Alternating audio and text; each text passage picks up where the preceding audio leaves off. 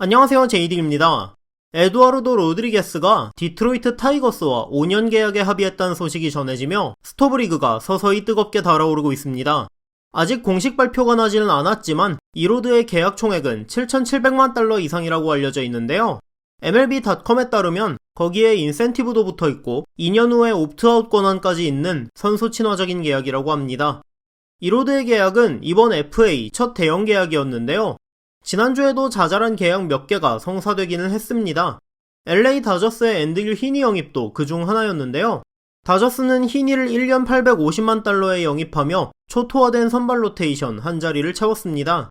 히니가 지난 시즌에 너무나 부진했고 특히 시즌 후반 양키스 트레이드 이후로는 거의 배팅볼러였다는 점에서 금액이 850만 달러가 아니었다면 로테이션 한 자리를 채우는 영입이라기보다는 복권처럼 한번 긁어보는 영입이라고 생각했을 것 같은데요. 사치세를 낼 것이 확실해 보이는 데다 내부 FA도 많은 다저스에서 시장이 열리자마자 850만 달러의 계약을 안겨줬다는 점에서 저는 이 부분은 다저스가 한번 긁어볼까가 아니라 무조건 고쳐 쓸 수 있다는 확신을 가지고 영입했다고 생각합니다. 그래서 오늘은 다저스가 히니를 왜 영입했는지, 뭘 보고 고쳐 쓸 수 있다고 생각하는 것인지에 대한 영상을 준비해봤습니다. 우선 히니의 단점 먼저 살펴보겠습니다. 가장 심각한 문제는 피홈런인데요. 히니가 데뷔한 2014년부터 올해까지 리그 평균 9이닝당 홈런은 0.9개에서 1.3개 수준이었고 공인구에 손을 댔단 얘기가 나올 만큼 홈런 파티가 벌어지며 역사상 최고 홈런 기록이 나왔던 2019년조차 리그 평균은 1.4개였습니다.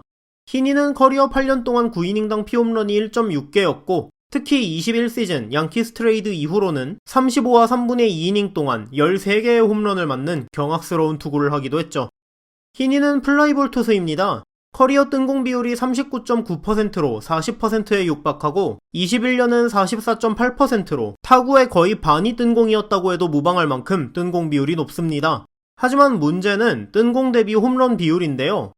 뜬공 비율이 높은 투수면서 구속이 빨라서 타자를 힘으로 찍어 누를 수 있는 것도 아니고 투구 레퍼토리도 포심, 커브, 체인지업의 3피치인데 그중 포심 구사율이 60%에 육박하는 단조로운 패턴을 가지고 있다 보니 수싸움에 유리한 투수도 아니죠.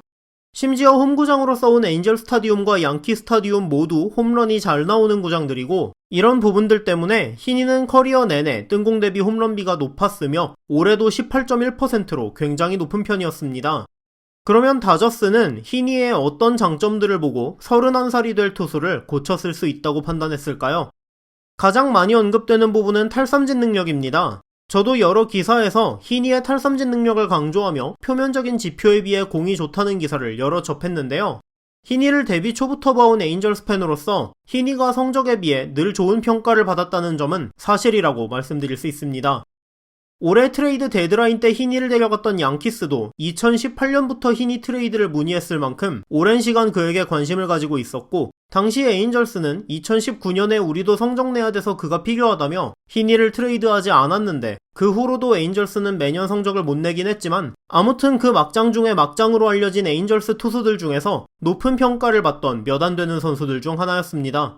카를로스 마카노 기자는 아예 앤드류 히니? 지난 5년 동안 매년 포텐 터질 거라던 개? 라는 구절로 기사를 시작하기도 했을 만큼 히니는 항상 성적에 비해 기대치가 높은 편이었죠. 히니는 선발임에도 커리어 9이닝당 탈삼진이 9개가 넘으며 그렇게 부진했던 올해도 10.4개로 어지간한 불펜 투수급의 탈삼진 능력을 가지고 있습니다. 한때 싱커로 분류되었을 만큼 패스트볼의 움직임이 좋고 히니 특유의 디셉션이 좋은 투구폼까지 겹쳐 성적이 좋을 때나 안 좋을 때나 삼진을 잡는 능력만큼은 좋은 편이었습니다. 즉 홈런만 안 맞으면 꽤나 괜찮은 투수가 될 공은 가지고 있는 선수라고 볼 수 있죠. 또 하나 히니의 강점은 회전수인데요. 히니는 포심 회전수가 2443으로 올해 메이저리그 투수들 중 20위였습니다. 공은 빠르지 않지만 그 이상의 위력이 있다고 볼 수 있고 단조로운 투구 패턴에도 불구하고 그가 삼진을 잘 잡는 이유와 직접적으로 연관이 있을 수도 있죠.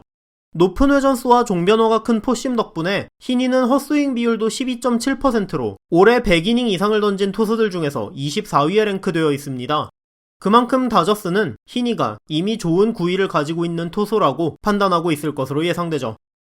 히니의 히트맵을 보시면 그의 구위가 실제로 고평가받을 만한 위력이 있다는 것을 보실 수 있습니다.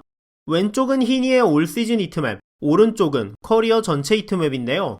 딱 봐도 희니는 존 가운데로 공이 많이 몰리는 편입니다. 90에서 92마일 사이에 그다지 빠르지 않은 구속을 보유했고 심지어 포심 구사율이 60%에 육박하는 3피치 투수가 존 한가운데로 공을 던지면서도 9이닝당 탈삼진이 10개가 넘는다는 건 신기한 부분입니다. 반대로 피홈런이 많은 건 한방에 이해가 가는 부분이기도 하고요. 계약도 비슷하고 싱커볼러이면서 올해 포텐셜이 터져 희니가 잘하면 로비 레이처럼 될 수도 있단 말이 있는데 레이는 패스트볼 평균 구속이 94.8마일로 희니보다 3마일이 빠르며 좌완치고 파이어볼러에 가까운 선수다 보니 직접적인 비교는 힘들다고 생각하고 지난 시즌까지 레이의 문제점은 제구와 너무 많은 볼넷이었고 희니는 볼넷 자체는 많지 않지만 홈런이 많다는 점에서 두 투수가 가진 문제점에도 차이가 있습니다. 그래서 90마일 초반을 던지는 좌완 싱커볼러 댈러스 카이클과 비교해보면 희니와 달리 극단적으로 존 아래쪽을 공략하는 걸 보실 수 있죠. 실제로 올해 희니를 상대한 타자들은 존 한가운데를 기점으로 높은 공 중심으로 방망이를 냈는데요. 굉장히 이질적인 부분이 있지 않으신가요? 한때 싱커로까지 분류되었던 90마일대 초반에 종변호가 큰 패스트볼을 주무기로 던지는 투수가 플라이볼 피처라는 사실입니다.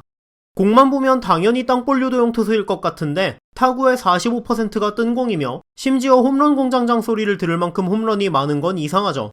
때문에 저는 아마도 다저스가 희니에게서 가장 먼저 고치고 싶을 부분 중 하나가 피치 로케이션 아닐까라고 추정하고 있습니다. 싱커볼러처럼 존 하단을 더 적극적으로 공략하라고 할 것으로 보이며 제레미 시절 기자는 희니의 3개 구종이 모두 체이스 레이트, 타자가 공을 따라갈 확률이 평균 이상이라는 점을 근거로 들며 대놓고 그냥 볼넷을 더 주더라도 존 밖으로 공을 던지는 게 한가운데로 계속 던지다 홈런 맞는 것보다 나을 수도 있다고 말했을 정도였습니다. 유망주 시절에 망해도 3, 4선발급이라는 평가를 받던 희니의 커리어 하이 시즌은 그가 24세였던 2015년입니다.